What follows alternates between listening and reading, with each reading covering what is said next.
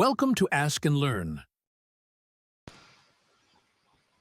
In this problem, we have a system containing of a cylinder which is resting on a platform supported by a cord passing over a pulley and attached to another block. All the masses are known and the system is released from rest. We want to calculate the velocity of block B after a given time and the force exerted by the cylinder on the platform. So initially, if we look at the system of blocks A and C and we draw a momentum impulse diagram, we can see initially the system is at rest. So A and C have combined momentum ma plus mc times v, which is equal to 0. When the system is released from rest, there's an impulse acting along the cord, which is the tension in the cord T times the time T, and the weight acting downward. The weight is the mass of A plus the mass of C times G times the time T. And the final state of the system is when C and A move down together with momentum ma plus mc times its final velocity.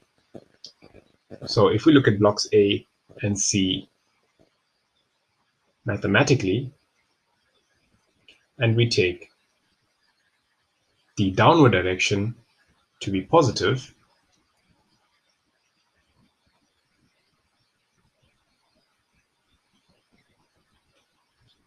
we can write it as follows. So ma plus mc times the initial velocity v1 minus the tension times the time in the opposite direction plus the weight times time, which is the mass ma plus mc times g times the same time t during which the impulse acts, was equal to the final momentum of the system, which is ma plus mc times v2, the second state of the system. So we know initially the system is at rest. So 0 plus the forces 12g minus t in a time of 0.8 seconds, so little t is 0.8, must equal to the final momentum of the system, which is 12 times v. So we have two equations and two unknowns in this equation, so we'll call it equation 1. Now let's do the same for block A. For block B alone, we'll look at block B and again we'll take the downward direction as positive. Actually, for block B, we'll take the upward direction as positive. Block A moves in the opposite direction. Sorry, block B. So for block B alone, the initial momentum of block B, which is its mass mb times v1 plus the tension T times time T, which acts in the positive direction upward, minus its weight mb g times time T, so the two impulses due to the tension and the weight, and this must equal to the final momentum of block B mb v2. Now remember, v is the same for the system of block A and C, and for B as well, that they will travel at the same velocity. So if we rearrange this equation, we know that initially the system is at rest, so there's no momentum. That's 0 plus t minus 4g into a time of 0.8 seconds must equal to 4v.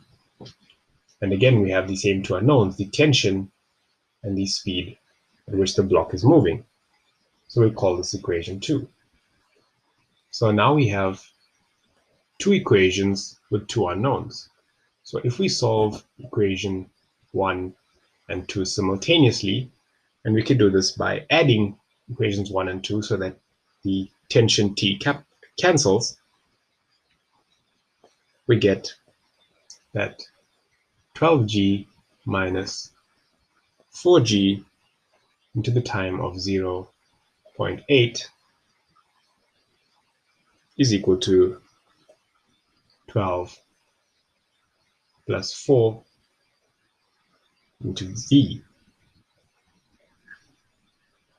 And so if we rearrange this equation, we get v is equal to, so this is the final velocity of blocks C and A, and block B be 8 kg times g, which is 9.81 meters per square second, times a time of 0.8 seconds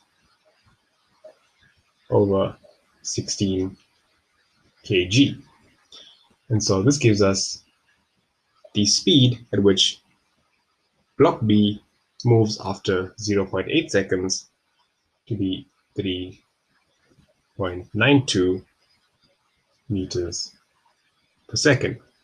So that's our answer for part A. Now for part B, we'll do as we did for block B, but we'll do it for collar A.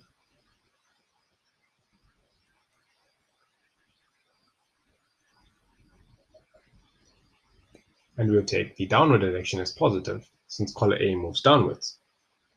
Now for collar A alone, its initial momentum, ma v1, is equal to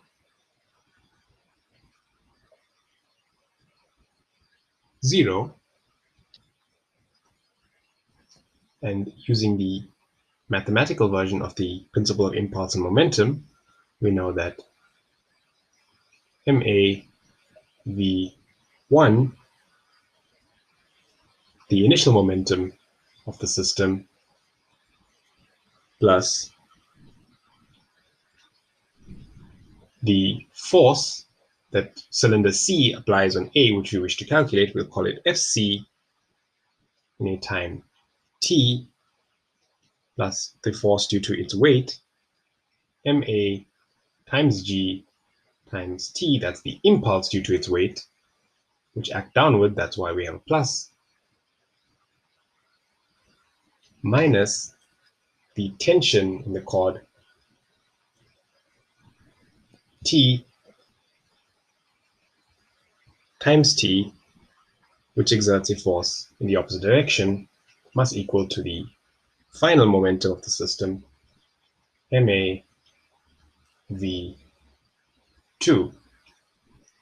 But before we can solve this, we need to find the tension T. So if we go back to equation 2, we solve those two simultaneously. So from 2, we get that T is equal to 4V over 0.8 plus 4G. And so we have a value for V, so we can find T. And so this is 4 into V, which is 3.92, suppress the units here, over 0.8 seconds,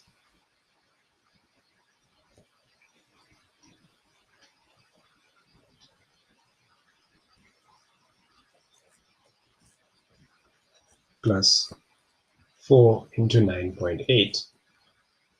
And so we get the tension in the cord to be 58.84 newtons. So now that we have the T, we can solve for Fc. So we go back and we'll call this equation 3.